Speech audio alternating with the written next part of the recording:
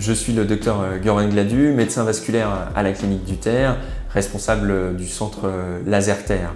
Nous proposons une offre de détatouage pour laquelle notre équipe de professionnels de santé rompus aux techniques de dernière génération utilise un laser picoseconde triple longueur d'onde.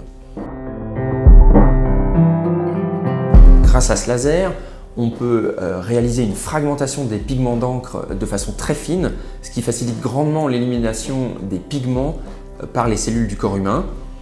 De plus, ces 3 longueurs d'onde permettent de couvrir un large panel de couleurs.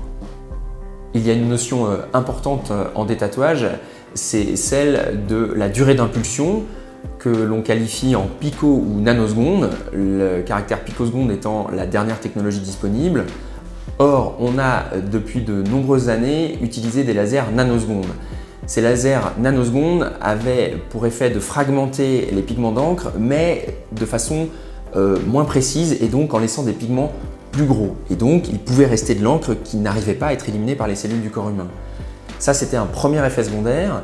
Le deuxième effet secondaire de ces techniques nanosecondes était tout simplement un échauffement de la peau important qui pouvait laisser une cicatrice qu'on appelle l'effet fantôme ou le ghost effect, ce qui fait que le résultat n'était pas à la hauteur des espérances, ce qui explique l'image péjorative du détatouage laser.